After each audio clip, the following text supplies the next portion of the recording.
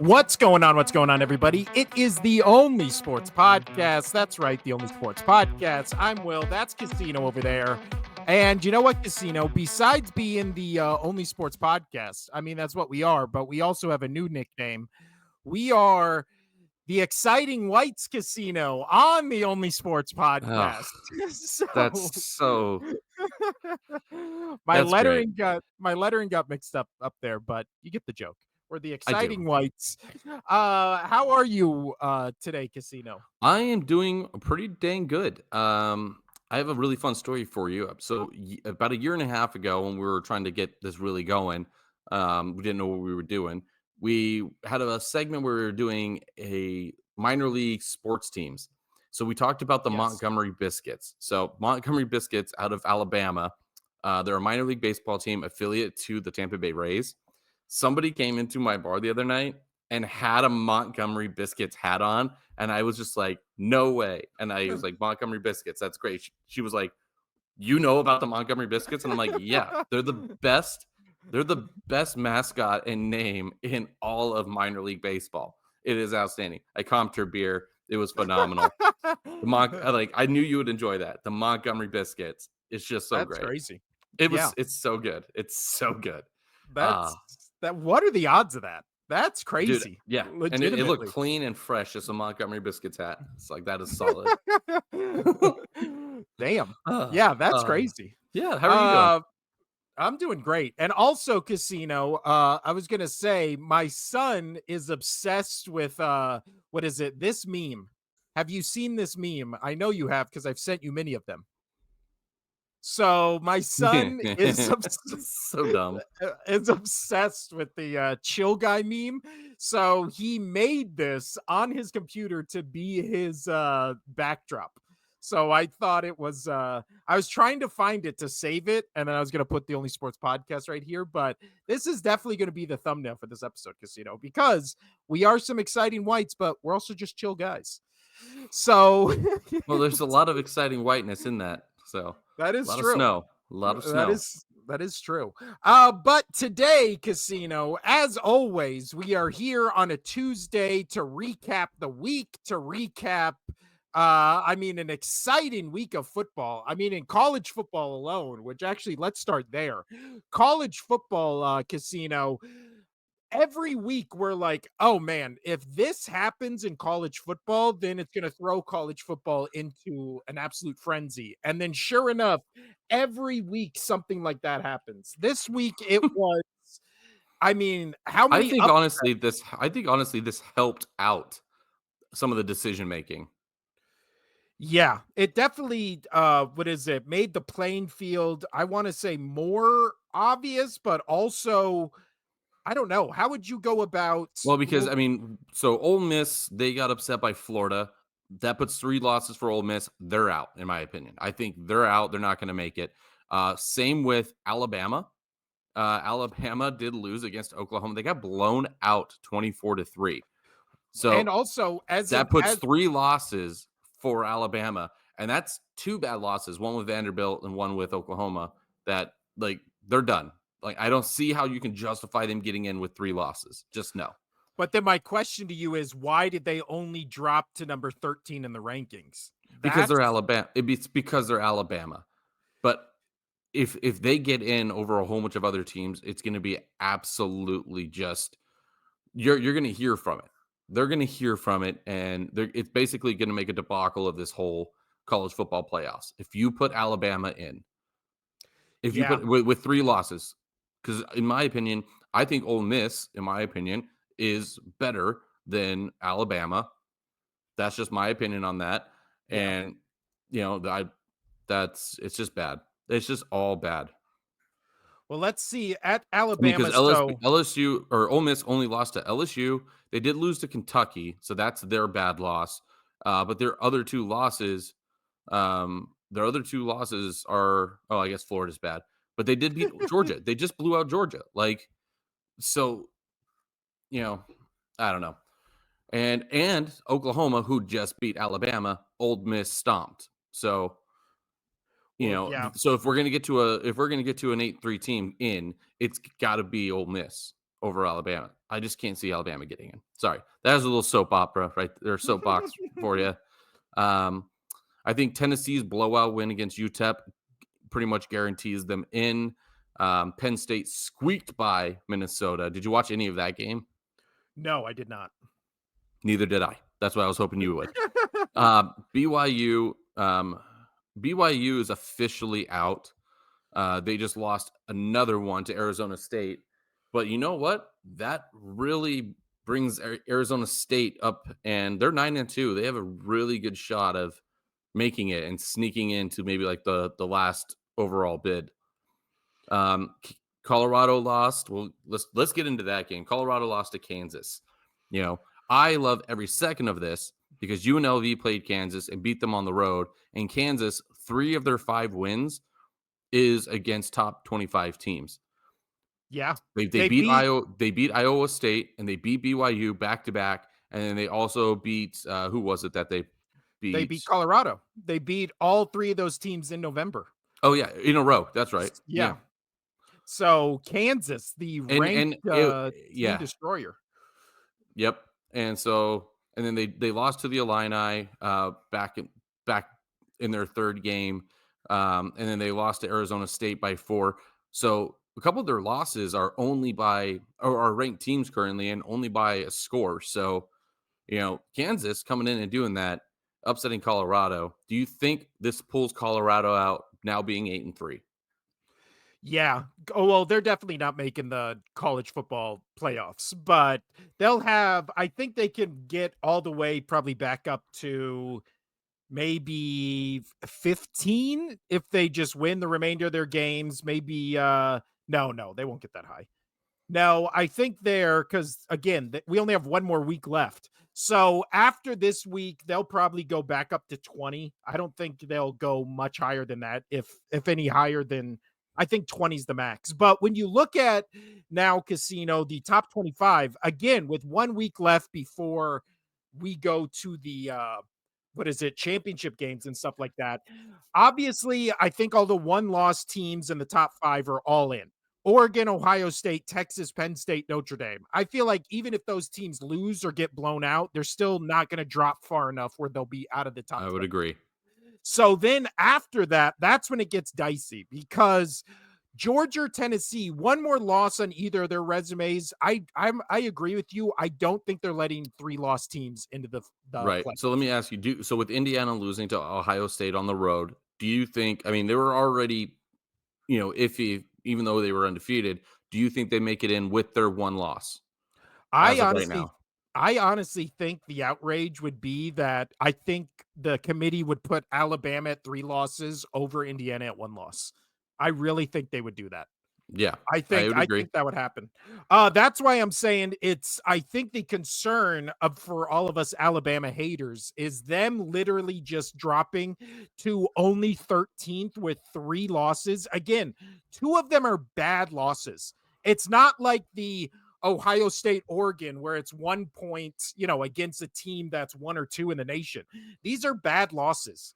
Like the getting blown out to an unranked Oklahoma team by 3 touchdowns. How does that not drop you further?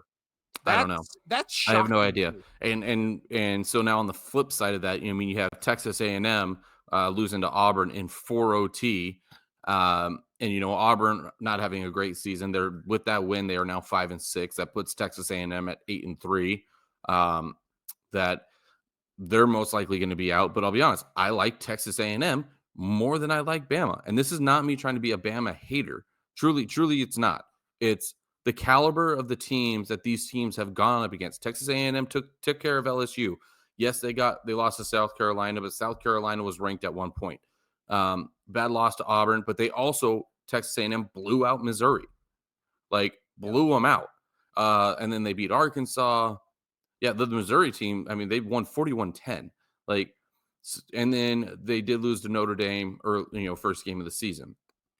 So, and then they got Texas next. We'll see how that plays on out. That's going to be a big game for them. If they lose that one as well, they're out. Even if Texas loses that, I think Texas will still be in. But I think if they beat Texas A&M beats Texas in that rivalry game, I think Texas A&M should get in at 8-3, just with who they've beaten and who they have lost to. Yeah, But again, but the most likely Alabama is going to get put in, and I'm just going to throw my computer if that happens. uh yeah, I also think what is it? Texas A&M is going to be knocked out when they're a 4-loss team because I don't think they beat Texas. No, I But don't again, either. But I'm just laying the ground of the bullshit that's going to probably ensue yeah. if they So win. if you had to put, I mean, 12 teams in casino, would you just go the top 12 right now and just say that looks like a good mix of teams? Because I think Uh, that's where I'm at right now. I think that looks like a good mix of teams. I would have to check that out. Honestly, I don't have it pulled up in front of me. So the 12 teams it has right now, we can agree. Oregon, Ohio State, Texas, Penn State, Notre Dame, they all win this week, they're in, right? All top 5 teams, all 1 loss, and Oregon has no Yeah, even loss. if they lose their conference championship.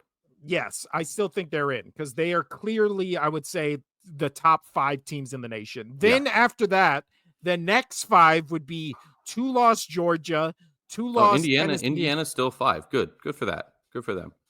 Well, it would be Georgia at 6, Tennessee at 7, Miami at 8. No, they So should. Why isn't it not up? It's not updated. no, I'm Stupid. I'm looking at the updated one. SMU, Indiana, Boise State are 9, 10, 11, and then Clemson is 12. Mm, So basically, there after we go. Notre Dame, it'd be Georgia, Tennessee, which I think are both teams we would agree with. Miami, a 1-loss Miami team, again, a team we agree with. And then I think to just have fun and let new teams in, SMU, Indiana, Boise State, yes. And then I really do think that 12 Well, spot let's take Boise State out of it because theirs would be a at large. there's uh, yeah, I don't think they're going to. You know what? Here's the thing though. If UNLV beats Nevada, because everything played out, by the way. So Notre Dame beat Army, which wasn't really a big deal, but Fresno State beat Colorado State. So UNLV's in. Say UNLV does upset Boise State, and Boise State ends the season. They would win next week. So 11 and what would that be? 11 and 2. Yep. For So if they UNLV? no, so if Boise State wins their next game, they'd be 11, and then go into the conference championship and lose to be UNLV, they would be 11 and 2. They would Yeah. they would be 11 and 2. Do you think if that happens where they would lose to UNLV, who is currently sitting 21, and obviously if they beat Boise State, they would jump up, but that wouldn't be a horrible loss to BYU or no, to BYU to Boise State to lose the conference championship against another ranked team. Um, do you think Boise State would get an at-large bid with 2 losses, with having Genty on their team? I honestly think if it came down to the at-large bid is either UNLV who just beat them or Boise State, I don't see how you could justify putting UNLV ahead of them, right? Because No, Boise only State way also beat well, them. yes, I will. Yeah, I get what you're saying. I don't think again, I think when it comes No, yeah, honestly, UNLV is only going to get in if they beat Boise State in the championship. But I'm saying if UNLV beats Boise State, do they get the large bid with 2 losses, being against Oregon and then UNLV, who is currently ranked in the title game and would move up in the rankings?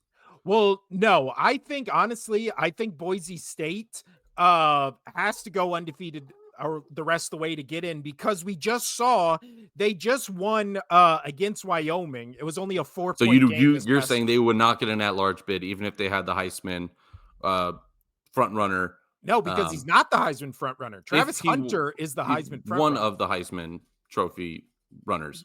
I don't think Um, I don't think the committee gives a shit about Boise State or Genty. I really don't. Fair enough. So yeah, they would be out. So yeah, we'll see how this goes down. But I am excited. I think it clears up with a couple of those losses now to get some 3-loss teams going into conference championship plays, where a couple of these teams might be 3 or 4-loss teams. So I think it opens the field up to make it a little easier for the committee to pick. Yeah. I'm trying to find so right now, as we did last week, it looks like the bracket. Let's see. Oh, they don't give me one. Yeah, And I'm struggling finding any of it as well. yeah, I just want to Everybody's see a like all bracket. yeah, no, nobody's got anything. It's all hypothetical.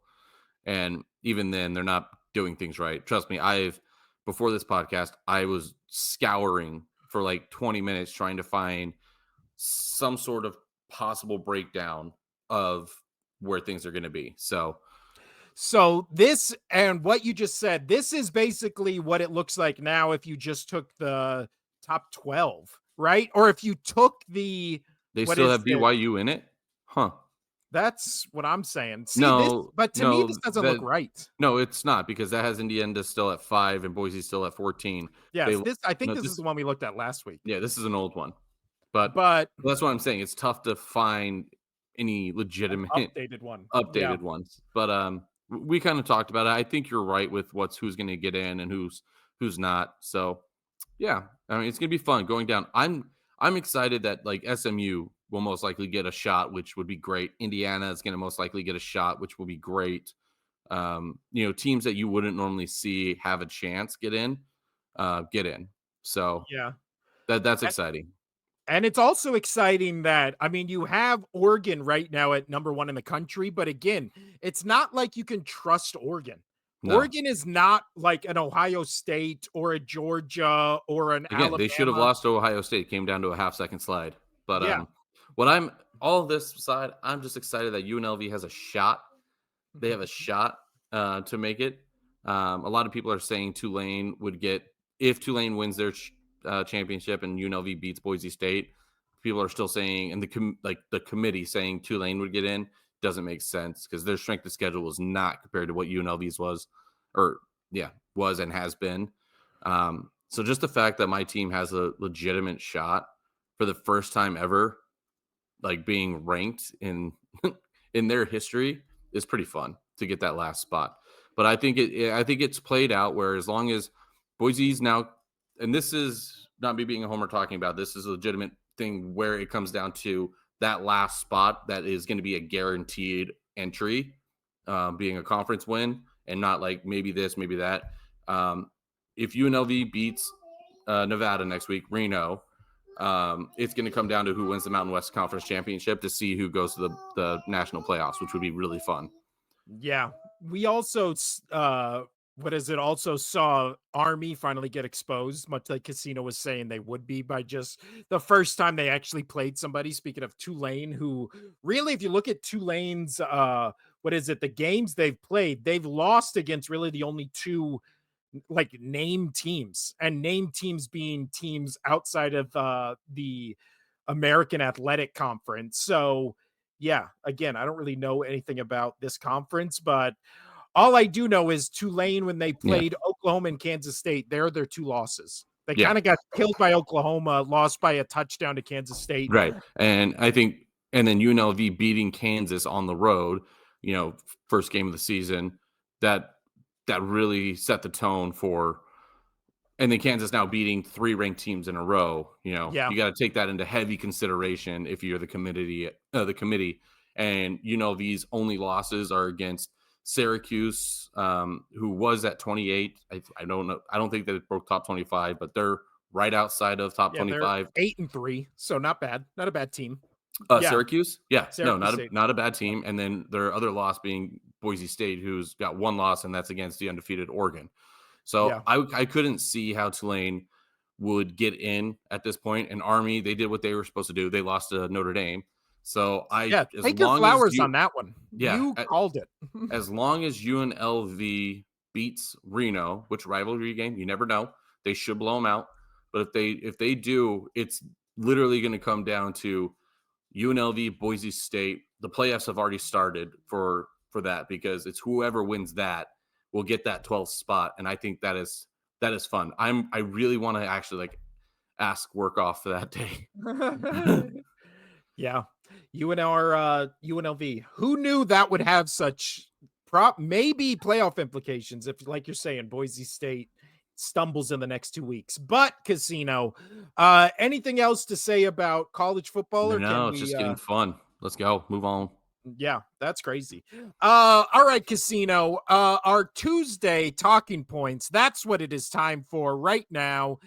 Thoughts on just this week of football, Casino, while I look up for the thing. It was much more entertaining than we thought it was going to be. We had just the one marquee signature or circled, which was last night's Chargers versus Ravens, which was a good game. You know, it came down. You had the Harbaugh brothers going at it.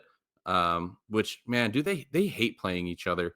Like, I honestly would hate going in and being like, "Hey, bro, you know, this is our livelihoods, and one of us can get into a lot of trouble with our organization if we lose." Um, Yeah, but I think that was a good bounce back win for the Ravens last night for that marquee game.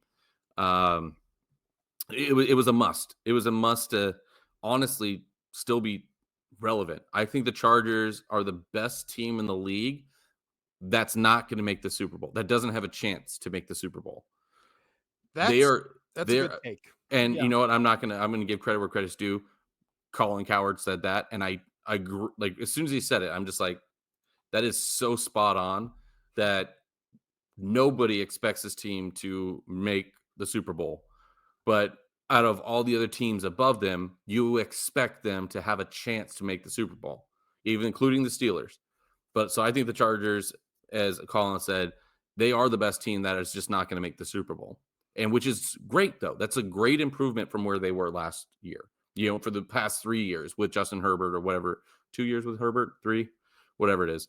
But, you know, he's finally very, very, that organization has got the right coach. They got the guy in line. Now you give him this next offseason to really get some pieces in. Now he knows where, you know, hey, we're struggling here. This is where we need to improve. I'm going to work this in the offseason. The Chargers, I think next year are going to be an absolute force because I think Harbaugh is going to go in there and really fine tune all the pieces he needs. Yeah. I think what is it? Herbert after last night's game, 2400 yards, 13 touchdowns, one interception. So if he had like 20 touchdowns right now and one interception, I feel like he would be almost a unanimous MVP. Yeah. Right? If he was doing that kind of, that's basically why Rodgers won all his MVPs, was just the touchdown to interception ratio Yeah. was crazy. You can say that also about the Mahomes year. He won MVP, the Tom Brady year. It always comes down to how many touchdowns versus interceptions. So I don't think he has enough touchdowns where it becomes like this is clear MVP caliber, but still, what he's doing is impressive. And again, when you watch the Chargers play, even in a loss, they look good. They look like they can hang with anybody, and then they kind of just Yeah. lose. I Like mean, they literally their best wide receiver, their number one, you know, I'm Donkey, looking, yeah, it's Lad McConkey. Like, great get name. him some good pieces there. I mean, Dobbins is playing really good right now. But you get him some pieces in on the receiving game. He's gonna be good. Yeah, I think again, when you look at the Chargers just on paper and then you watch them play the game, it's not that they're not really good at anything. They're just a very well coached team. Yeah. Like obviously And Herbert, that's why I think they're gonna be good starting next year, is because I think Harbaugh is gonna, now he knows what he needs. He knows the missing pieces to the puzzle, and he's gonna go out and get them. yeah, I think what is it? This team right now is 7-4.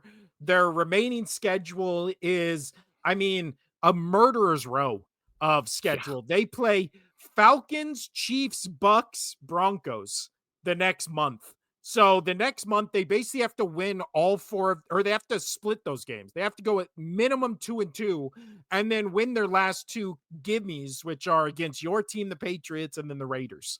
So they have a month where they have to beat the Falcons, which I think they will beat. And then they have to beat the Chiefs, the Bucks, or the Broncos. I think they will beat the Broncos. I think they're a better team than the Broncos, but I think they will beat the Broncos. But the only issue with that game is it's on a Thursday, as we just saw from this Thursday night's game, where it was a snow game. I mean, those in division games on Thursday nights, they're always weird. They never go how you think they will. So, yeah. And then as far as the Ravens go, I mean, the Ravens are 8-4 right now. Obviously started 2-2 or started 0-3, I believe. Then they lost what is it? Then they lost to, I'm pulling up their schedule right now. So they started, yes, they started 2-2, rattled off a bunch of wins, and then lost a weird one to Cleveland in week 8. And then lost to the Steelers and now beat the Chargers. So after losing to the Steelers last week, I mean, we even from our power rankings, you could tell kind of lost a lot of, I don't even want to say respect, but I guess just a lot of just football trust in the Ravens, who scored Totally. 16 points against a division rival. But again, when we dove into that game, it's really only Lamar Jackson has bad games against the Steelers. That's the only team in the entire league he has bad games against. Like, Yeah, the Steelers have always owned the Ravens, like for the last 10 years. yeah, especially when it comes to Lamar Jackson. I think he's only beat him once, but again, he hasn't beat the Chiefs, but he still puts up good numbers and has good games against the Chiefs. The Steelers are the one team he doesn't put up good numbers against, and he doesn't beat them. So as long as they don't face the Steelers in the playoffs, I mean, the sky's the limit for this team. And we're going to see maybe the marqueest of marquee games next week, which is Eagles and Ravens, which I think will be great. And that'll also be a telling point for both those teams. But I mean, Ravens at 8-4, again, much like the Bills, it kind of doesn't matter what they do in the regular season. And I'm kind of just waiting to see what they do in the We're playoffs. all waiting to see what Lamar can do. I mean, he has 2 playoff wins in his career, which is just insane to think about. Lamar Jackson has Yeah. 2 playoff wins in his career. Potentially a 3-time MVP. If he wins the MVP this year and then also gets bounced in the playoffs early, like, then we need to start having real conversations about like what the MVP means and all that kind of stuff. Because right now, I mean, his numbers are insanity. Last year, he finished the year with 27 passing touchdowns, 7 interceptions, 821 yards rushing, and 5 touchdowns. This year, already with about a month and a half left in the season, he has 27 touchdowns, 3 interceptions. So he has 4 less touchdowns than he finished last year, and then 3 more touchdowns already with what he finished last year. He's already at 600 yards rushing and then has 3 rushing touchdowns. So he has better stats than the years he's. Yeah, and the only reason he's not running as much is because he's got a Henry. Yeah, exactly. Well, yeah, his attempts, again, last year he finished with 821 yards on 50 less rushing attempts than he has right now. And I have Josh Allen as the one, but I think him not getting those last goal line touchdowns that he normally would get hurt his MVP chances this year. But I also think, as you talk about Saquon Barkley, Jalen Hurts. Jalen Hurts is getting all those, 2-yard touchdowns when Barkley got them all the way there. So, Yeah. Yeah. It is weird how often Eagles running backs and receivers are stopped at the 1. It's weird. Yeah, It I mean, because right happens now all the Barkley's time. probably got about 10 touchdowns taken away from him right at the goal line, whether they're either to Jalen Hurts or if they're to, a little pass out play or whatever.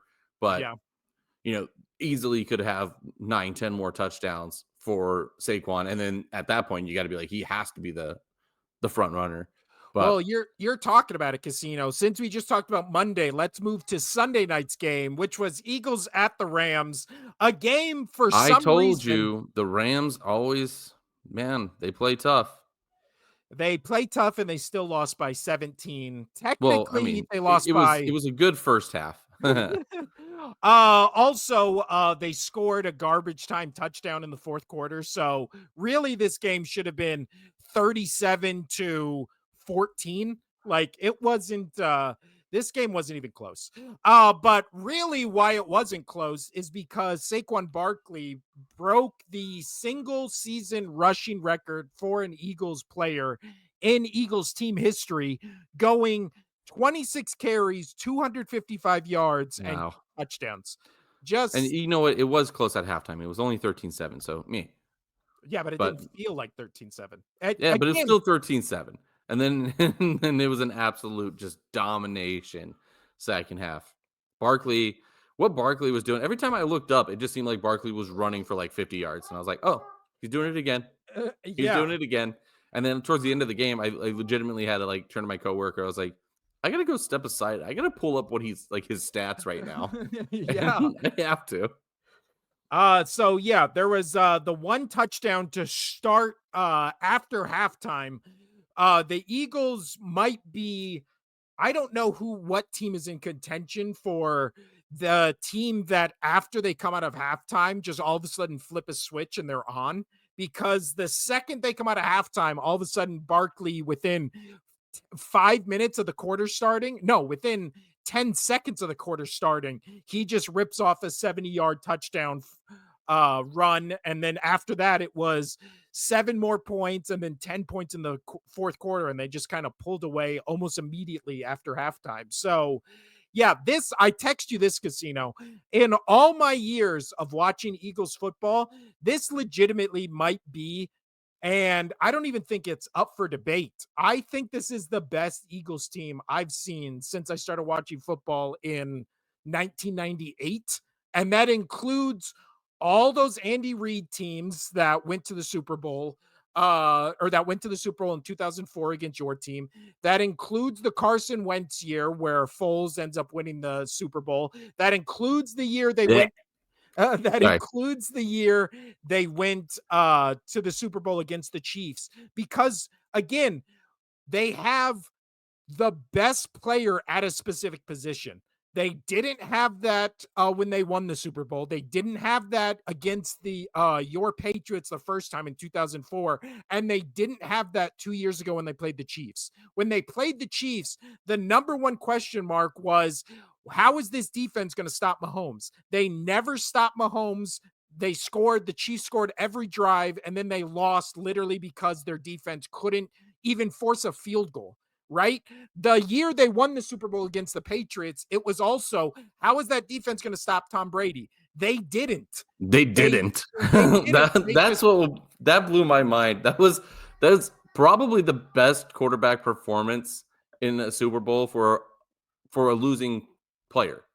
Like it was just bes- it was insane. besides Hurts' performance against Mahomes 2 years ago. No, I That don't know. was I no think Tom st- Brady. no No, statistically, he had the highest rated yeah, believe what you quarterback. want to believe. Yeah. But now, what makes this Eagles team different than all those other Eagle teams I'm talking about is right now, their defense is the number one defense in the league. And again, they're playing high powered offenses and giving those high powered offenses and quarterbacks their worst games on the season. Like, Yeah. again, who If it ended up Eagles Chiefs again, I think it's Eagles all day because Mahomes is having an off year and the Eagles defense is 10 times better. And I got to go get my son. He just woke up. yeah. But so Eagles this year, number one in total defense. They've only allowed 18 touchdowns on the season. Oh, the only two teams similar to that are Chargers, who have allowed 15, Broncos, who have allowed 18, and then Lions, who have allowed 17. So every other team has allowed at least 20 touchdowns or more, except those four teams I just mentioned.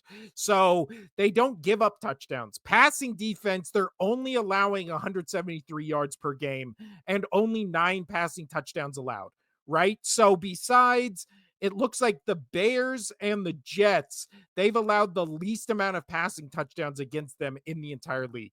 Rushing defense, they are number 7th in the league and allowing less than 100 yards a game at 99.9, but still, technically, that's less than 100 yards. So, and they've only allowed 7 rushing touchdowns.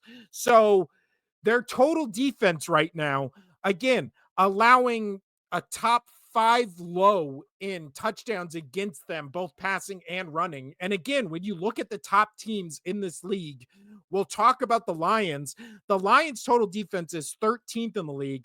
They are not better than the Eagles in pass or rushing defense. Oh, they are better in rushing defense by 2 spots, but the Eagles are better in passing defense compared to the Lions by 25 spots. Again, that is in terms of yards and passing touchdowns allowed, right? Because the Lions are allowing 7, the Eagles have allowed 9, but they're allowing almost almost 100 yards less passing yards per game against them. So again, the Lions defense does not give up touchdowns, they give up a lot of yards. The Eagles defense does not allow touchdowns and they don't give up a lot of yards. You can't move the ball with them.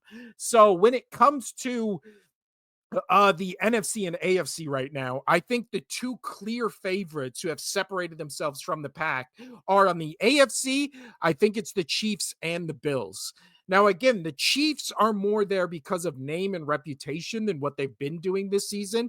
And again, they're one of the least impressive undefeated teams since last year's Eagles, where everybody knew that record was a sham and they weren't really playing anybody and they had a bunch of holes and stuff like that. This year, I will say the Chiefs haven't looked good in any of their games, and we'll talk about the Chiefs game when Casino gets back.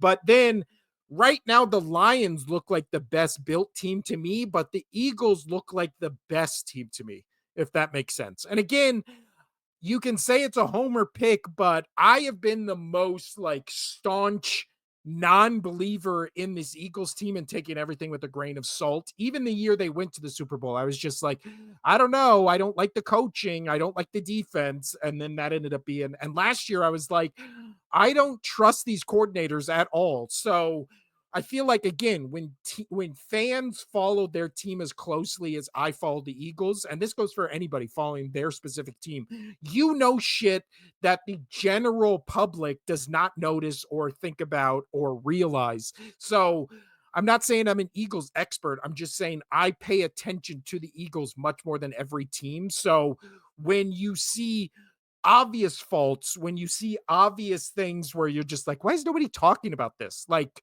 again, with this Eagles team, I think the obvious is they maybe the first time in their entire franchise since what they've had Dawkins or Reggie White, they finally have Saquon Barkley, who at this moment right now, this season, is the best player at his one position. So I'm thinking of all the Eagles teams in the past, and they've never had the best player at a very significant position because again, Reggie White was significant at his position and edge rushers can change games, but they didn't have the teams built around them to make those teams legitimate Super Bowl contenders. Now with Brian Dawkins, those McNabb teams were legitimate contenders, except they came into the buzzsaw of the Patriots dynasty beginning. So we're now, still on the Eagles. Okay. Well, because I was waiting for you to get back. Because when it comes to the Chiefs Panthers game, Casino, what basically my question is, what is wrong with this Chiefs team, Casino?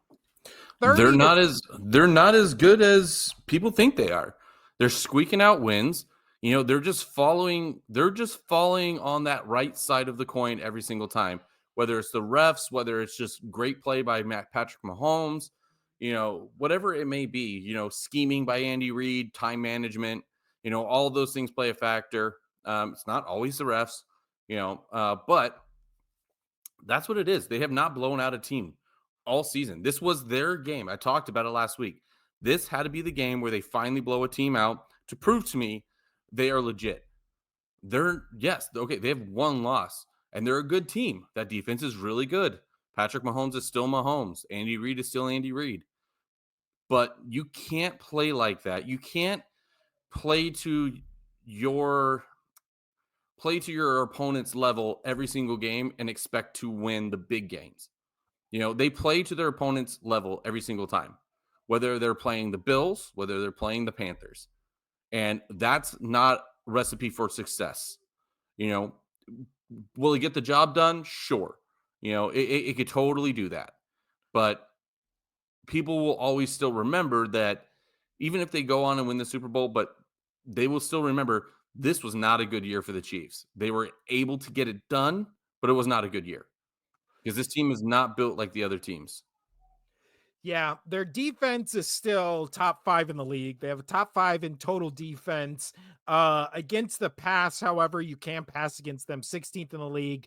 You can't run against them because they're top 3 in the league. So again, I think this year more than any year, defense really matters because that seems to be what separates the really good teams from the are they good teams? We don't know, is always when you look at the defense. And we'll get to that in a minute when talking about other teams. But when it comes to the Chiefs, we say they have one of these weird lost games a year. I thought that was going to be this game. I really think it might be week 15 in Cleveland. Who knows what the weather's going to be like, as we just saw Thursday night's game where it was a snowstorm and all that kind of stuff. So if the weather's bad, they're playing unpredictable Jameis Winston. I think that might be a game they lose. And then you can pick Chargers, Texans, Steelers, Broncos as another game they lose. I still think this team loses two more, like you've said That's for. I add and with that loss to the Panthers, how they did it last night or 2 nights ago, that's it shows. That's eh, it's so apparent that this team is a week. Like, it was weak. I mean, the Bucks took them to OT. You know, they barely beat the Falcons off of a no call that went their way. They were a of what not taking the Ravens taking them to the overtime themselves. This is not the good team. Yeah, and we also need to stop. I keep seeing this narrative now where it's just like, oh, I mean, the Chiefs are good. They're just saving all their plays for the playoffs and all that kind of stuff. They're just messing around and toying with teams. And then it's like, oh, really? They're toying with teams. That's why they let Mahomes get sacked 5 times. So they're toying with teams by letting their quarterback just take shots during the game. I'm sure that's it. I'm sure that's it. It's also they're toying with teams by letting the now 3-8 Panthers get 334 yards of total offense, and Bryce Young passed for more yards than Patrick Mahomes. Mahomes had probably his best game of the season, but again, it was against the 3-8 Panthers. He should have his best game of the season against them. But he threw At the time, the two win Panther team. yeah, exactly. Well, no, the Panthers didn't win. They Oh, were that's right. You're right. Sorry, 3. My bad. yeah. My bad. But yeah, Bryce Young had his best game of the season, 263 yards, 1 touchdown. He looked, and again, there were players on the Panthers afterwards being like, that's Alabama Bryce Young. And I watched this entire game. It did kind of look like Alabama Bryce Young. He looked very competent in the pocket. I don't know how successful of an NFL season he'll have, but he looked pretty good in this game. So that was something I was gonna save for a casino's corner, but I mean, we're talking about it, and you're bringing it up. How much of it? It seems like they've opened up the playbook for him. It seems like what's their offensive coordinator's name? Darn it, I had it. I have no idea. Yeah, yeah. Brad Idzik. It seems like he's getting more leeway to start calling plays, and the second half of the season, it kind of just seems like the playbook's opening up a little bit. And I think maybe that's what was hindering Bryce Young is they weren't giving him room to play. So we'll see how that works out. But he did look good. He finally looked like he was somewhat competent. He played okay last week, and he played really good this week. So I'm wondering what's going on with that against a good defense. Yeah, So again, so that's why I take the the Chiefs are just playing with teams and blah blah blah and not showing anything no, good. that's It's bullshit. yeah, I feel like that's an excuse more than it is a what is it, recipe for what they're actually doing. But again, Panthers schedule kind of murderer's row, maybe a little. They play No, the Bucks twice. they're gonna lose most of their games on the way out. They're still the Panthers. They need a lot of weapons, but at least there's some signs of life with him. Yeah, I think you're now in what you are in with a bunch of these quarterbacks on bad teams where it's just like, can he play? Can he actually put up numbers? Can he look competent? And I think again, they have games against the Cowboys, the Cardinals, the Falcons, twice the Bucks, and the Eagles. So Eagles, I think the Panthers get annihilated. The Bucks, I think, annihilate them. But against the Cardinals, Cowboys, and Buccaneers, or against the Falcons, I mean, just again, show us something. Just don't lose those games, and you might still be the starting quarterback for next year. I mean, the Panthers have no draft picks whatsoever. So here's your chance. And then again, with the Chiefs, yeah, I would just like to see one blowout, or at least play one good I don't think it's complete gonna. game. I don't think it's gonna happen because who they get to play for the remainder of the season. Yeah. Well, now it's when the Chiefs again, this was supposed to be the easy game for the Chiefs. And then now they start well, actually these 2 weeks are the easy cuz they play the Raiders next week. But I'm assuming the Raiders is going to be a very similar game with probably lower scoring. And then you play Chargers, Texans, Steelers, Broncos, and then also Browns in there who again after what we saw from the Browns, not a gimme. But let's move on, Casino, to the Vikings Bears game, which again, I had the 4 boxes I had open in the morning when it was, I had Red Zone in one, I had Vikings Bears, I had Chiefs Panthers, and then I had the Lions game. So those are the 4 games I was hyper focused on, and then I had Titans Houston going on my phone. So those were all the games I was watching at one time.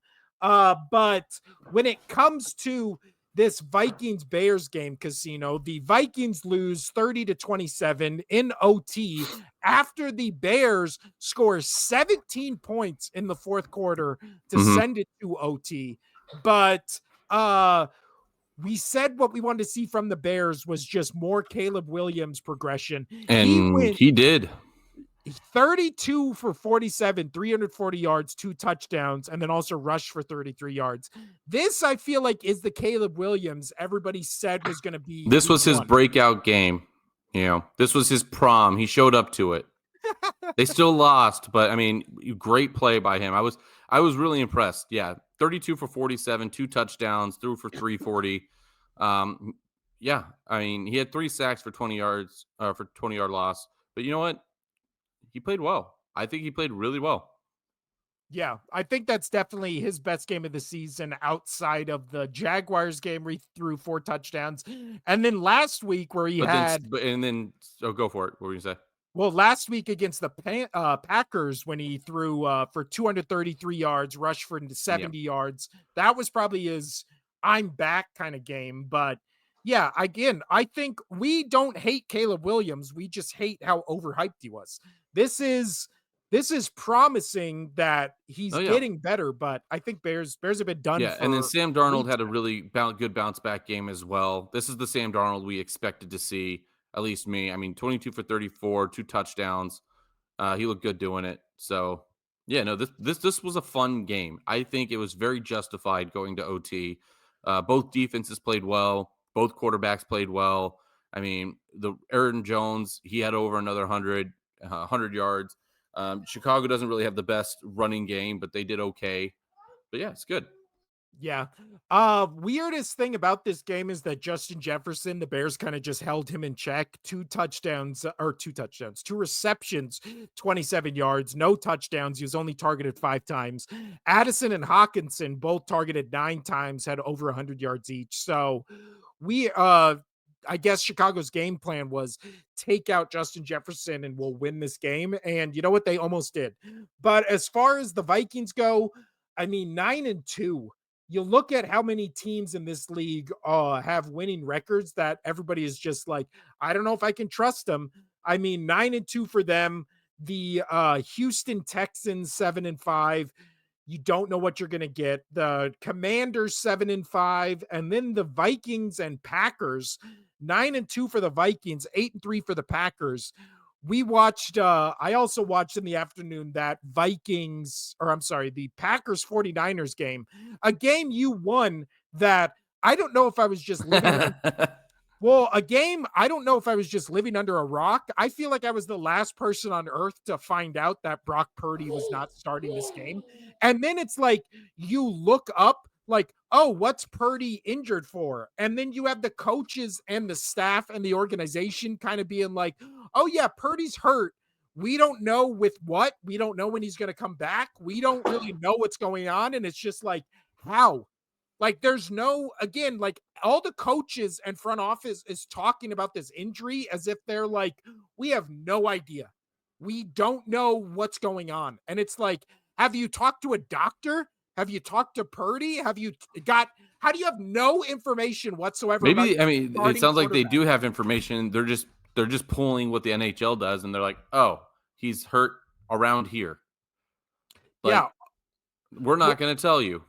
Well, also, can somebody explain to me how Kyle Shanahan is such a genius, when Here comes he the Kyle doesn't Shanahan hate. except when he doesn't have a starting quarterback, his teams always lose by 4 touchdowns. So if Kyle Shanahan is such a genius, he's so great, he's the best coach ever, he's right there with Andy Reid. How come he can't do it without a starting quarterback? I've Right. seen, And then you have McCaffrey only getting 31 yards off of 11 carries. Like, yeah. you don't draw up any plays for him specifically with, your quarterback is out. So, and again, I thought Brock Purdy sucked. I thought Tua sucked. How come their teams can't win without them? How Oh come? yeah, I mean, we turned our head on Tua. Like, Tua, that organization is nothing without Tua. No. Tua is a good quarterback.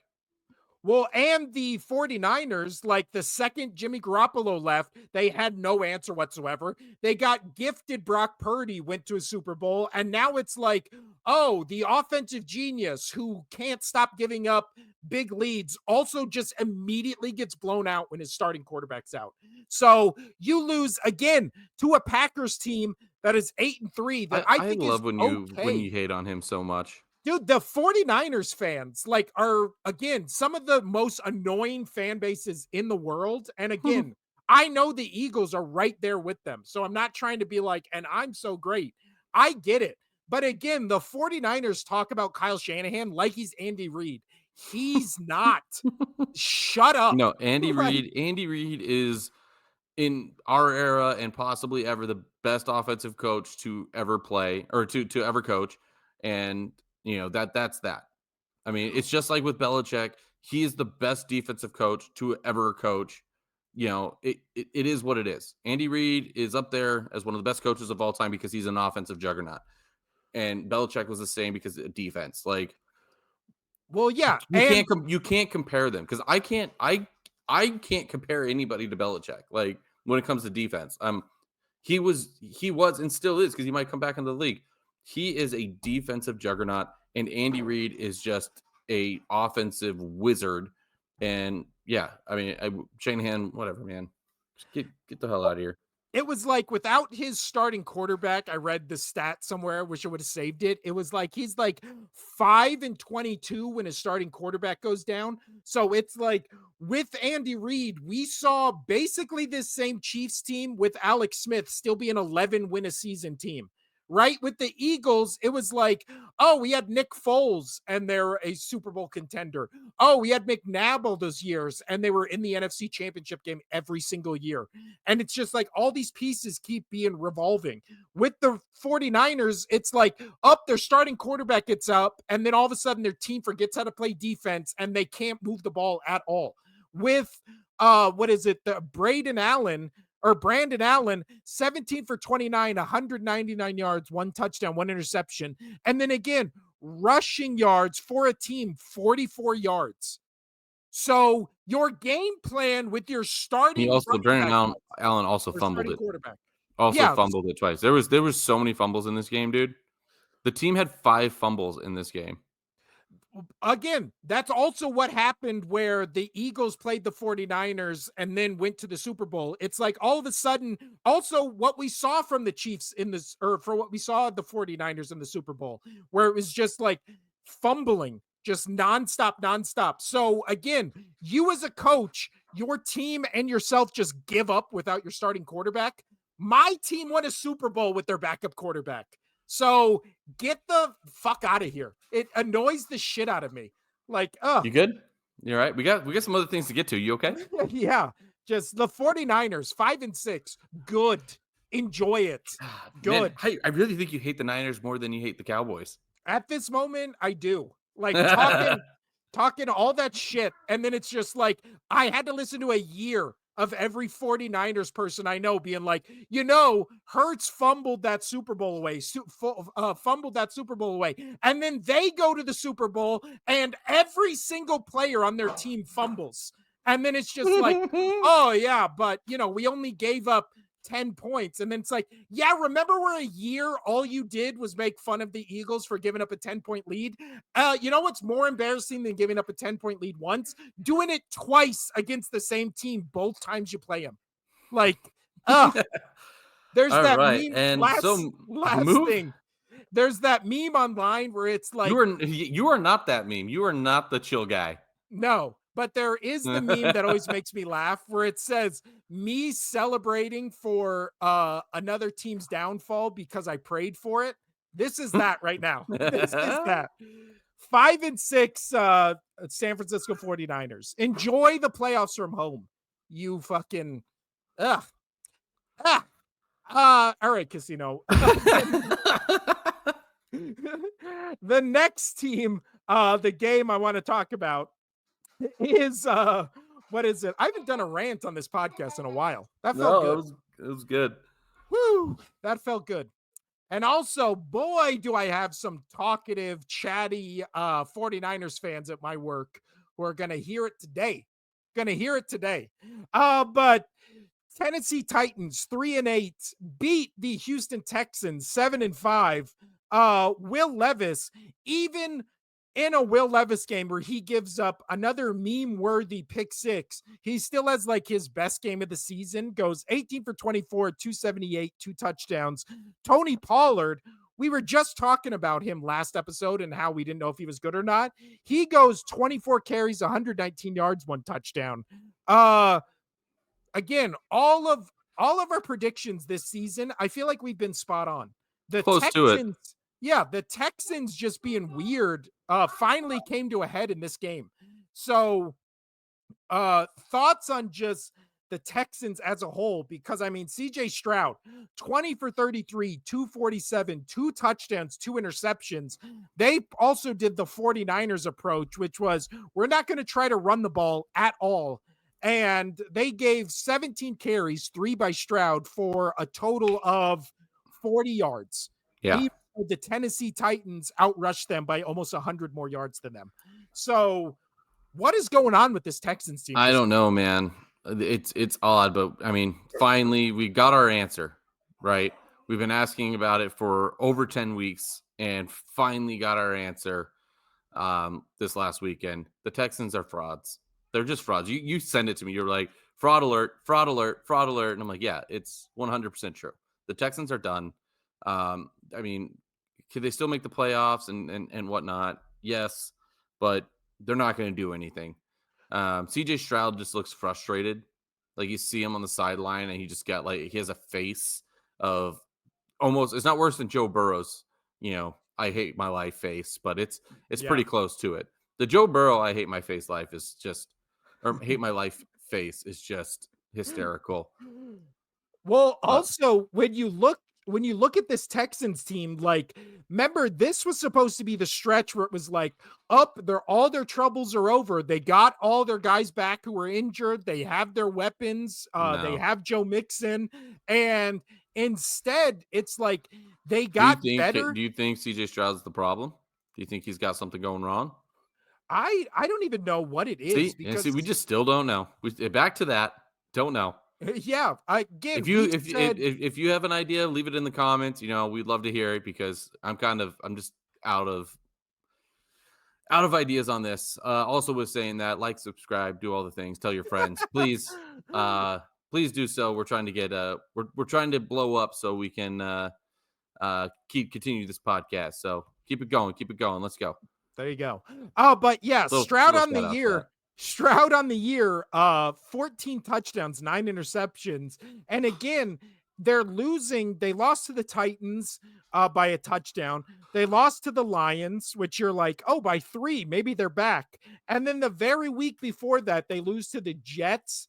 They lost to the Packers by 2, and you're just like, oh, maybe they're not good, or maybe they are back. And then they get blown out by the Vikings. So it's like every time you start giving like in your mind where you're like, Texans are back, they just lose a game where you're just like, how did they lose that game by that way? And that was this game, right? Because blew out the Cowboys last week on Monday night, and you're like, finally, all their pieces are back and they're right back to being contenders. And then lose to a division rival again in a very winnable game that the Titans, much like they do every week, Will Levis is trying to give you the game. He's trying to give you the game, He and doesn't want to win. He he doesn't doesn't. want to win. He doesn't, and yet they still shockingly win. Man, we're But running long. We got to keep going, man. We still got power rankings. last game Woo. I wanted to talk about, Casino, the Detroit Lions win 24-6 in a game that, again, wasn't their best performance, but a game they never felt like they were going to lose for 1 second. Yeah, it's true. You don't want to talk about the Commanders Cowboys at all. That was one of the most. That was just one of the most insane games I watched like ever. Yeah, please. No, I mean, no, Lion Colts. The only thing I was going to say was just Lions again. Even when they look bad, they still win by 3 touchdowns. But yeah, let's talk about the. Yeah, so it was kind of a normal game, all the way through the third. It was 10-9 in favor of Dallas. Neither team was like super impressive. And then all of a sudden, the fourth quarter, it was like, oh, okay, let's just start scoring points. So in the fourth quarter, it went field goal for Dallas, touchdown for Dallas, touchdown for Washington, touchdown for Dallas, field goal for Washington, touchdown for Washington, touchdown for Dallas. And then Washington had another chance to go back down, but it was just insanity. I mean, I want to say like just like the last 2 minutes, but then 3 minutes, like 5 minutes. The last 3 minutes of that game was just absolutely insane. It was just insane. That touchdown, that 99-yard kickoff return from Turpin was just insane. Give credit where credit's due. That turn, that spin move that he had, yeah, he broke everybody's legs. Like, it broke my eyes. Like, I went cross-eyed watching that, and he just was off to the races, dude. And then they had another kickoff return touchdown to seal the game, but it was very entertaining. Yeah. Well, also, I mean, just the description of that scoring play is Selbert kicked 61 yards from Washington 35 to Dallas 4. Turpin muffs catch, recovers at Dallas 1. Turpin for 99 yards, touchdown. So even the description of that, but then again, right after that, you're like, then the Commanders get it right back, go down the field in a minute total time, kick a field goal.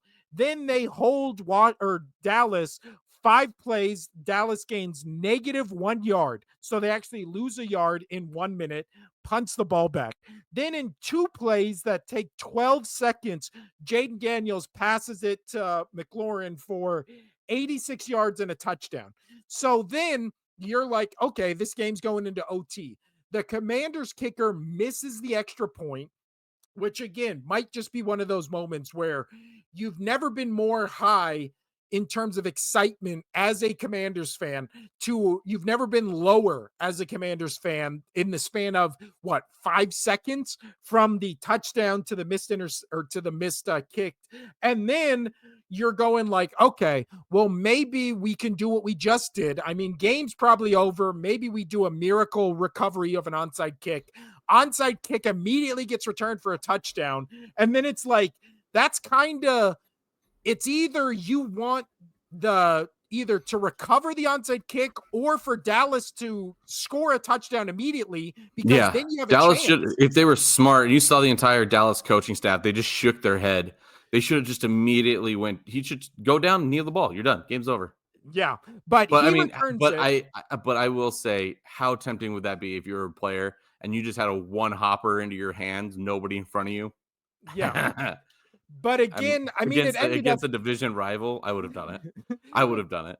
yeah, but again, it doesn't end up costing them anything because they end up winning the game. But when I mean, there was a part of me that when that game was all going crazy and Dallas returned it for an onside kick touchdown, I was like, are the Commanders really now going to either return the kick or do another Hail Mary and win this Well, they game? got close. Like, They did. They got into position for a Hail Mary, and they were like 5 yards shy, but, it was close. Like, they had another Hail Mary opportunity, and that's what I was hoping for. I'm like, "Please do it again."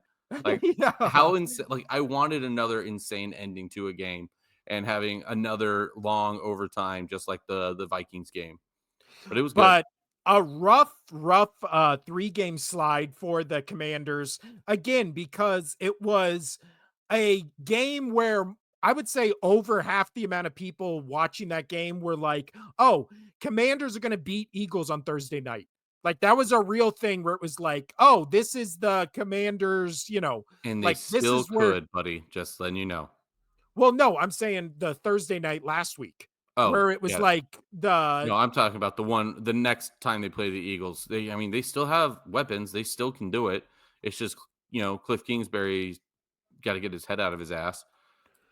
well, yeah, and then this game and the Titans game were supposed to be the 2 bounce back games for the Commanders. They've lost to the Cowboys, and then the Titans, again, the Titans still have the number 2 defense in the entire league. So it's not like the Titans are a gimme, as we just saw when they played the Texans. And then you play Saints coming off a bye, which should be a win, and then you play Eagles, Falcons, Cowboys. So legitimately the Commanders should only lose one more game this season, if any, because I still said the Commanders would split one with the Eagles, which I still think is entirely possible.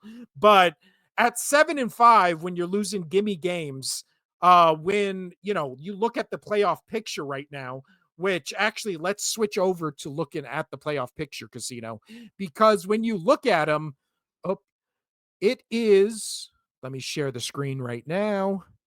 Whoop. And So when you full look time at play. the playoff picture, Casino, right here, oops, that made it bigger. As you look at the playoff picture, you have Chiefs, Lions. Up. Yeah, you have Chiefs, Lions, Bills, Steelers. Obviously, all these teams. Seahawks are new. I can't believe they jumped from basically out of the playoffs to now they're the number 3 seed in the Yeah, it's entire gonna NFC. whoever's gonna win that division, man, which is just it's insane. Um, so you know that thing on you see it on the meme on Facebook or whatever, where it's like it got all the teams ranked, and it'd be like Super Bowl contenders, and then it gets to like some funny names. It's like ass or mega ass or you know what I'm talking about, right? Yeah, yeah, the rankings. So Yeah. yeah. So when it came to this division, it said Cardinals are going to win this division, and then next to it, it was uh, if the Cardinals don't win this division, these 3 teams will, or one of these teams will, and it was all the rest of that division. And it was so simple and silly because all the other ones try to be silly. And it was just like, if the Cardinals don't win the division, one of these teams will. And I was just like, that was it. It was hysterical to me because it's so true. Like that Yeah. I taught my coworker's a Seahawks fan, and he goes, I don't know if I want them to make the playoffs because he's like, they're not going to do anything in the Yeah. playoffs. Well, so when you look at this, the crazy thing is you look at all these current playoff projections and it'll say like with all the top teams it'll say 99%, 99%, even with the Ravens it's 99% even as a 5 seed, and then the Chargers Broncos it's 86 and 73%. So on the AFC side there is a 16 and a 21% for the Dolphins and for the Dolphins and Colts. Now, when you look at the NFC side, it's 99 for Lions, 99 for Eagles, and then the 3rd seed Seahawks, it's a 46% chance. So they have some of the lowest playoff probability to even make the playoffs. And right now, currently, they're the 3rd seed in the NFC. The Vikings and Packers are 98 and 91% playoff probability. So with the NFC, Casino, stake your claim in a team right now. Who wins the NFC West? The NFC West. I thought we did it the other day. You pick Uh, Cardinals. Are you still picking I'm going to Cardinals? still pick the Cardinals. I think I am too. Cardinals right now have a 51% probability to make the playoffs. Also, Buccaneers 54%. They're So coming back. They're gonna catch them. I think Commanders again.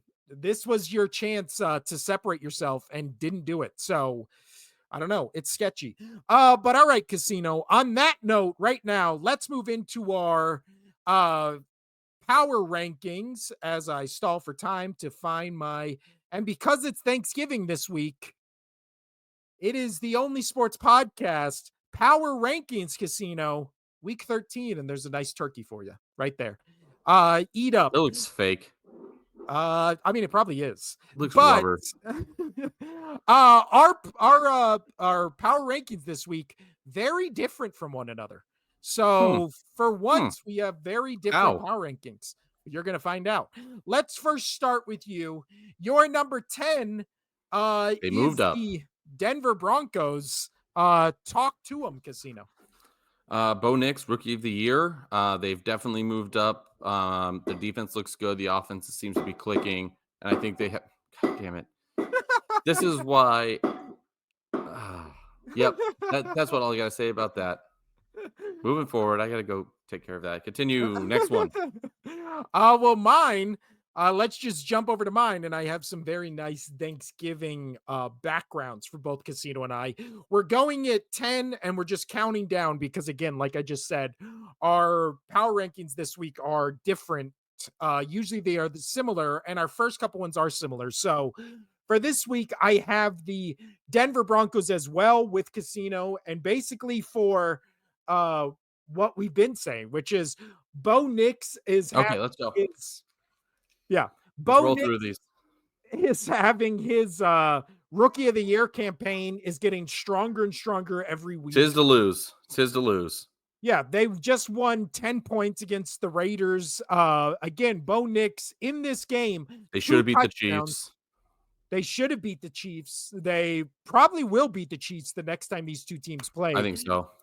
But again, 16 touchdowns, 6 interceptions on the year, 4 rushing touchdowns. He basically has 20 touchdowns on the season with 7 turnovers. So while all the eyes, including our eyes, were over focused on Jaden Daniels and Caleb Williams and Drake May, I mean, Bo Nix kind of came out of nowhere and is now the, I think, front runner.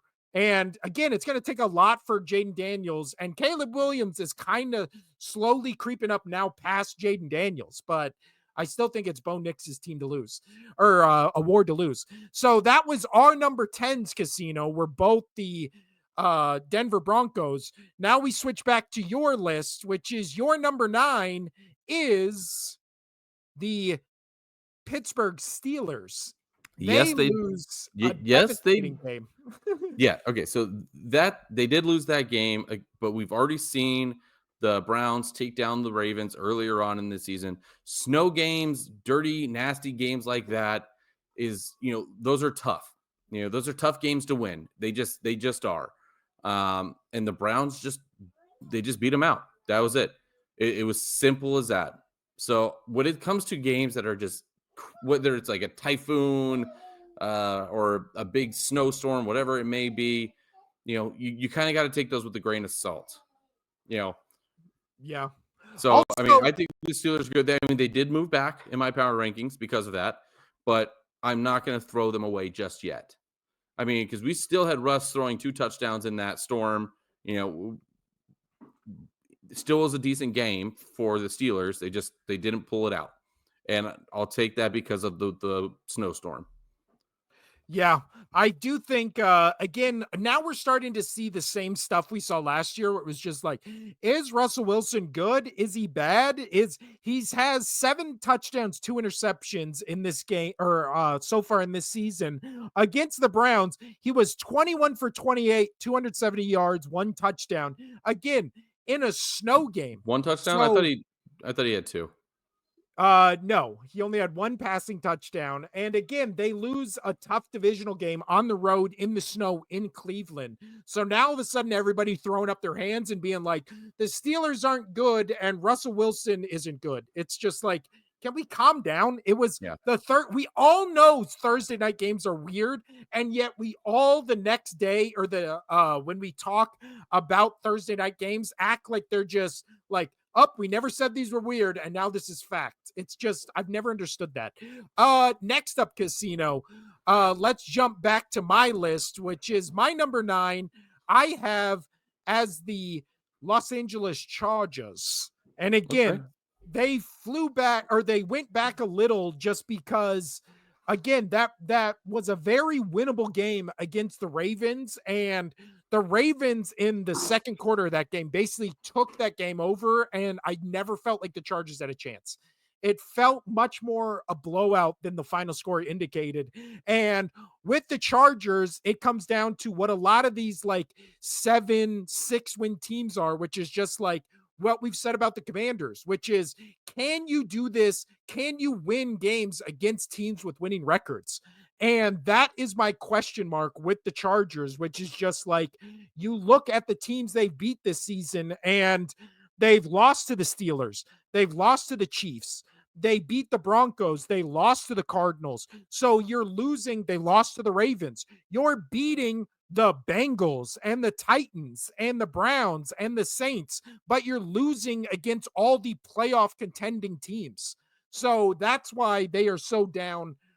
They're slipping a little on my power rankings because I don't think they can beat any of the AFC teams ahead of them. And again, we saw them beat the Broncos, but if they lose to the Broncos, they will have split with them, and that would be Right. legitimately their only Like I win. said earlier, what regurgitating what Colin said, was they're the best team that's just not going to make the Super Bowl. Yeah. And what is it? You have them much higher on your power rankings than I do. And again, for me, as I just said, they're a very good team. I like them. I would pick them against most teams in the league, except teams with winning records, especially in the AFC, because I haven't seen them beat one, except for the Broncos, who they're above. Next up, Casino, your number 8 pick is the Green Bay Packers. Yeah, they've moved up. Oh, okay, then go. Okay, go. My daughter had to tell me she had to use the restroom. Good for you. Go. There you go. No, yeah, they definitely moved up. I'm still worried with Jordan Love, but outside of my worry for him, like this team is good. I like this team. They are young. They're still feisty. They have 8 wins on the season now. Yeah, pretty much. That's all I got for it. Yeah, Packers 4th in the league in total offense, and then their defense has gotten a little worse than it was last year. They're number 12th total in the league. So, but again, they lost against the or no, I'm sorry. They beat the 49ers, where the 49ers just looked like they gave up in that game. But again, myself included, a lot of people were like, this is the game where the 49ers pull upsets and then all the Purdy out with an injury stuff happens. So who knows? But if Purdy was in, do the 49ers win this game? I don't know, because the 49ers are a completely different team without their starting quarterback, as you heard my rant earlier on the show. But next up, my number 8 team, as I stall for time to find them, my number 8 team was Casino's number 9, and I have the Pittsburgh Steelers. Again, because I don't put the Steelers ahead of them with a loss. Or I'm sorry, I don't put the Chargers ahead of them with a loss. And I don't feel like the Steelers, they drop a little in my power rankings compared to last week, but they're not out of it. Again, there's too many people just selling all their Steelers stock as if losing a Thursday night game in a snowstorm against a divisional rival is something that 99% of teams in this league wouldn't do. So when it comes to the Steelers, they're my number 8 team. I still think George Pickens is a top 5 wide receiver in the league. He would have been on my fantasy list, Casino, for our TikTok. George Pickens would have been. But I still really too like high this. for him. Too high for him. He's good, but there's way better receivers. I don't know, but again, he catches everything. He finally has a quarterback throwing him the ball. Steelers right now, top 8 in total defense. I really like TJ Watt. So yeah, they're my number 8 team. Next up, Casino, your number bless you. Your number 7 team is team we just talked about, the Los Angeles Chargers. Dodgers. Chargers. Regardless on how I feel about them not being able to make the Super Bowl, which I still think is true, and I'm saying teams like the Steelers and those type of teams can. As you see my list here, and I even have Green Bay in there as well. They have a chance, but it's more the Steelers. I like the Chargers. I like what Harbaugh's gone in there and done with the team. Justin Herbert is finally being showcased on what kind of a quarterback he is. I think he's an outstanding quarterback, and he's finally getting some recognition for it. This team can start turning heads. They're going to make the playoffs. I can see them winning at least one game in the playoffs, but not going any further. I think they could be an upset team, but without the caliber of making the Super Bowl. Yeah, I think And sorry, I have to keep popping back and forth. Have to take care of the kids while no, we I finish get the it. show. My number 7 casino, a team you just talked about was our power rankings are very similar, except we just have the same teams kind of jumbled, and that continues on the next row as well. So that's why I wanted to do them where we're just hopping back and forth. I mean, the reason I have the Packers above the Steelers and the Chargers, especially above the Chargers, is because I've seen this 8-3 Packers team beat legitimate competition, right? And then when they play teams like the 49ers, who are a team everybody's waiting to kind of, start the car and get to the playoffs, they blow them out. They just won 28, 4 touchdowns against the San Francisco 49ers. They beat the Bears. They lost to the Lions, but then they beat, the Texans. They beat the Cardinals. They beat the Rams. They lose by 3 points against the Vikings. So again, we're going to see this team really what they're made of in the final. They have the Dolphins on Thursday, which is by no means a win or a gimme game with how red hot the Dolphins have been. But then after that, we see the Lions, we see the Seahawks, we see them play the Vikings and the Bears. So again, they beat the Bears by 1 point. They lost to the Vikings and the Lions. They get a chance to, I mean, who knows? This team could win this division if they beat the Lions, right? If the Lions lose 2 games, all of a sudden they drop to the 5th seed, and who knows if the Vikings or Packers can win this division. So there's still a chance. Next up, Casino. Yes. Your number. See, we have all the same teams. They're just jumbled. Yeah, that's what I said. Your next team, Casino, is the Baltimore Ravens. That win against the Chargers puts them slightly above the Chargers. I liked what but we know this. The Chargers is a running team, right? And Baltimore's got a really good run defense. And that's what was showcased. They were able to stop them from doing what they needed to do on the ground. So they do move back up. Yes, I don't like the Ravens with having their 4 losses, but they're still a good team. I mean, that you can't knock that. What Lamar Jackson has been doing this season is just outstanding. Yes, King Henry's old. Some teams seem to have figured him out a little bit. But he's still King Henry for a reason. He's still Derrick Henry, and you still have Lamar Jackson. This team's always got a fighting chance. As long as they can just hold out their secondary, this team's got a real shot. Yeah. I agree. But however, I actually moved them higher up on my power rankings because my number 6 team, Casino, I put the Minnesota Vikings as my number 6 team. So I think again, when I watch the Vikings play, I like everything I see. And as you know, I was on the Vikings bandwagon at the start of the season. My one hangup was Sam Darnold. Now, the farther we get into the season, there was that month lull where it was like, oh no, maybe Sam Darnold is what we thought he was going to be. But since then, he's basically, when everybody started to doubt and forget about the Vikings, this podcast included, the Vikings have slowly built up a 9-2 record. Sam Darnold in his last game, 2 touchdowns over 300 yards.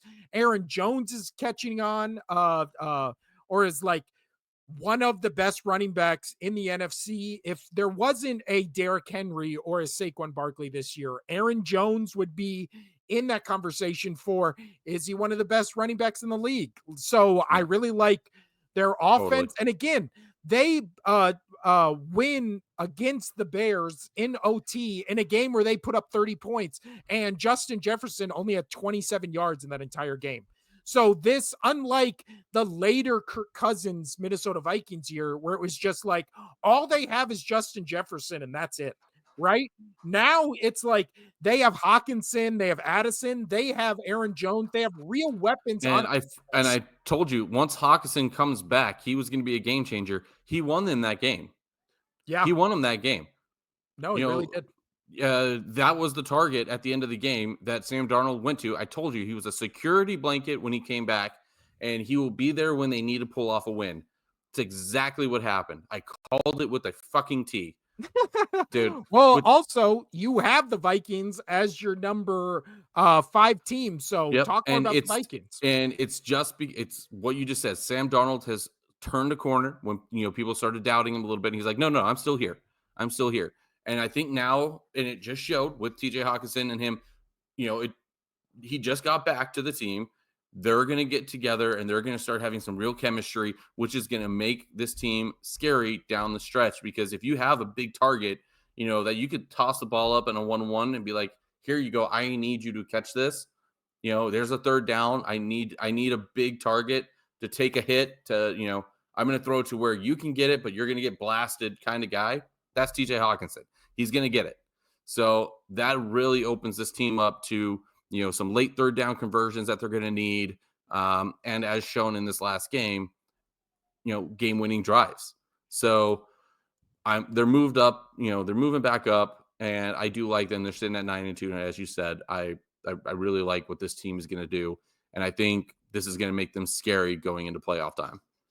Yeah. And then my number 5 team, again, I said we had similar teams. They were just swapped. So I would take the Baltimore Ravens right now over the Minnesota Vikings just because, again, they have 2 potential NFL MVPs on offense with Derrick Henry and Lamar Jackson. I just think I love the offense of the Vikings and I love their defense, but I think the Baltimore Ravens have the best offense in the league right now currently. And again, we've seen it where if you can stop their offense and score against their terrible defense, you will beat them.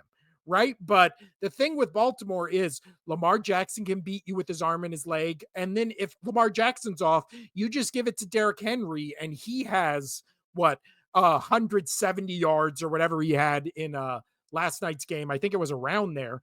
And they can just run the ball down your throat where Derrick Henry had 140 yards. So, yeah, they can just run the ball down your throat. They have Justice Hill, who is like the best backup running back in the league in terms of like blocking. Some of the blocks he gets on pass plays are just incredible, and he was the reason that Mark Andrews caught that touchdown last night because he gave Lamar Jackson enough time to find him. So I just 100%. again, I like the wide receivers and pass catching options on the Vikings more, but I like the quarterback and running back more on the Ravens. And I think at the end, quarterback is what matters. So that's why they're ahead of the Vikings. Next up, Casino, we're getting down to the nitty gritty. And your next team is the Kansas City Chiefs. Yep, they're going to sit at 4. They're going to sit at 4. They barely beat the Panthers. And if they would have lost to that Panthers team, oh boy, would they have tumbled. Oh boy, would they have tumbled. They would have probably been somewhere in between the Chargers and the Packers. Yeah. I feel like 4 is the lowest you can possibly drop the Chiefs. But boy, like you're saying, if they would have lost that game. Just imagine if they lost to Denver, then they lost to the Bills, and then they lost to the Panthers, out of the top 10. Yeah, they'd been out. That's a dream we can hope for. All right, because it didn't happen. So no, but again, what more can we say about the Chiefs that hasn't been said? They're not playing up to what we've seen from them in the past, but still they've only lost one game. Their defense is elite. Patrick Mahomes is now not throwing interceptions, so they could be moving up the ranks, but again, me and Casino both need to see it. Next up, Casino, your number 3 pick is, I mean, it warms my heart. It's the Eagles. EAGLES, Fly Eagles Fly. Saquon Barkley, again, he's right there for the MVP candidate, to being the number 1 spot for the MVP. But, it's typically a quarterback award. And that's why I have Josh Allen running that right now. But man, is he just outstandingly having the best time of his life. He loves playing for an offensive line.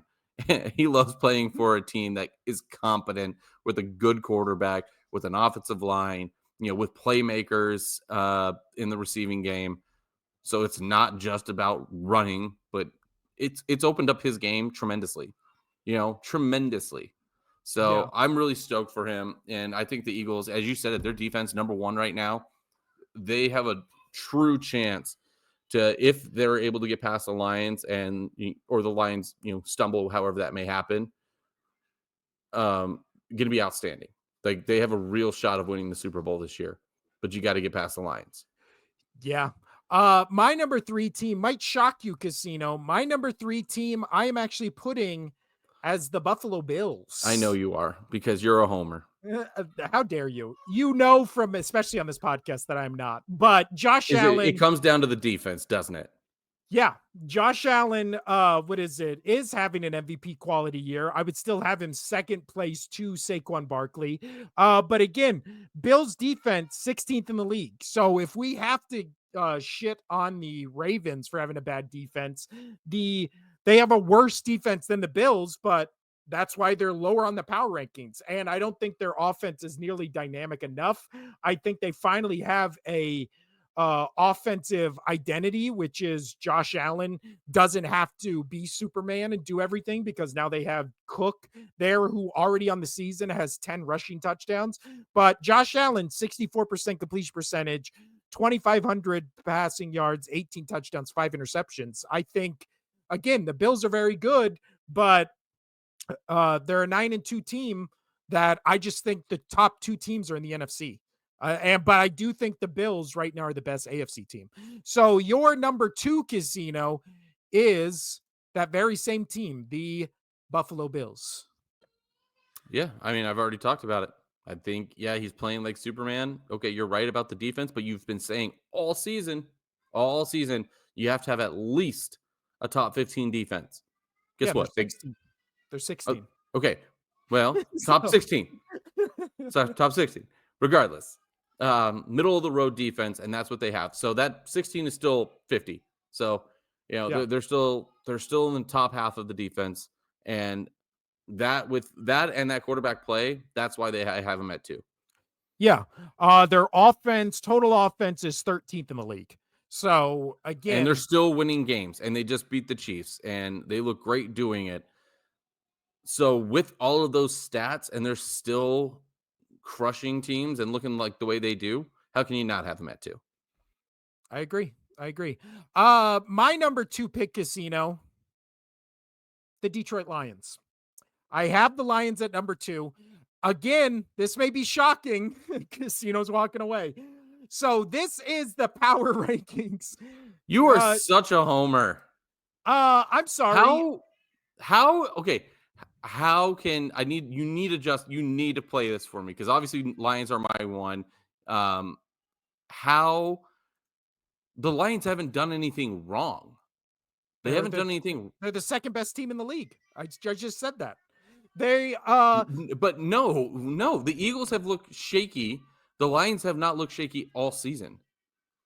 The Lions have not looked shaky all season, right? Right. Except in the game where their quarterback threw 5 interceptions. They didn't look and shaky. They still in that won. Game. Yeah, exactly. But the Eagles right now are, what is it? They have 1 loss. They're 9-2. The Eagles have looked shaky in 2 games this season, and they lost again. They should also be 10-1 if Saquon Barkley doesn't drop a pass that gives them a first down. The amount of times that you've sent me a message this season saying the Eagles stress me out, they're going to lose, Like, meh, meh, meh, Yeah, you that's know, when they and started. you've never said that about the Lions But once. again, this is power rankings after this week we just saw. So after this week we just saw, I saw the Lions win 24-6 against a Colts team that neither of us think is good with a basically rookie quarterback. And then I saw the Eagles win again by almost 4 touchdowns against a team that everybody was like, this team's going to upset them. This team's going to beat them. And then they dominated that entire game. Saquon Barkley, for the past, month of the season, has over 150 yards each game. The Eagles are on a 7-game win streak. They have the number 1 defense in the league.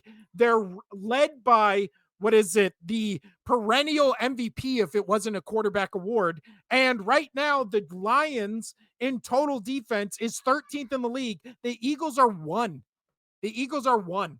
And again, the Eagles are, we keep hearing this thing where Then it's just like, they'll have to go through Detroit to get it done.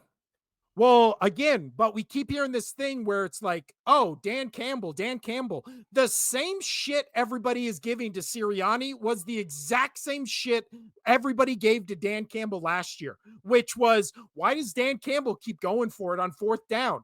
Why is he such bad at clock management? The same shit they say about Sirianni, we have always said about Dan Campbell. Just because we like Dan Campbell and we don't like Sirianni doesn't mean we can't just separate these two coaches and be like, they're pretty similar in terms of coaching ability. Like, it's not, if it was a matchup between the Lions and the Eagles in the NFC Championship, you would not give the coaching edge to Dan Campbell. You would say both these teams are who they are despite their coaching for both. So Okay. again, So, I'm going to back down. Only reason I'm only going to back down because we're short on time, and we don't need any more rants. also this was your number 1 team. So Yeah. that's why, Yeah, because they've been number 1 and they haven't slipped at all. Yes, they beat the Colts and it wasn't as blowout like you expected. So therefore, they're the worst team in the league. So yeah, that's what I said. Yep, That's what I said. 100%. Yeah, apparently they're the worst team in the league, and the Eagles, are just the best team in the league. It's whatever. Yeah. But when it comes to, the Eagles or Lions defense, who would you rather have? Eagles. Okay, so offensively, they are the number 3rd offense in the league and the number 5th offense in the league. So would you rather have the number 5th offense in the league and the number 1 I'm going to take the defense? most complete team. Okay. Well, if you want to look at complete, both of these teams are oddly similar. Yeah, and I'm not, and so that's fine, and that's why I have the Eagles ranked really high. But right now, I can't knock. Okay, maybe you make a point where I could probably put the Eagles above the Bills. Fair, you got a fair point there, but I can't put them above the Lions when the Lions haven't done anything wrong. They haven't done anything wrong. Yes, they had that interception game, but they still won that game because they're a good team. So I can't take the Lions off the number 1 spot without them slipping, and they're not slipping. Yeah. And of course, my number 1 pick, Casino. I have the Eagles. I have the Eagles as number. Yeah, See, that's so dumb. You're over here eating the turkey, eating the bird on the table. I'm over here letting that bird fly. That's why I have the Eagles. So stupid. Yeah. And with And that you being know what? said, Well, with that being said, and that being said, that's the only sports podcast. My wife got here 5 minutes faster than she said she would. Oh no. I gotta go. So yeah, it's been the Only Sports Podcast. I'm Will. That's Casino over there. Adios. Bye.